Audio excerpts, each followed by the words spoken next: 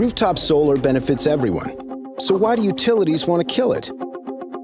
Today, the system we have in America is working. Here's how. Every day, solar delivers extra energy from rooftops to neighbors. Utilities get paid for that, even though they didn't produce it. So the solar customer gets fair credit for contributing to local energy supply. This is net metering. More solar means less need for power plants or power lines that you have to pay for. Energy gets cheaper, cleaner, better for everyone. So, why do utilities want to kill solar?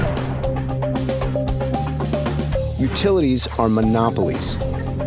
They've never faced competition. So when solar makes electricity cheaper and cleaner for everyone, utilities lose profits.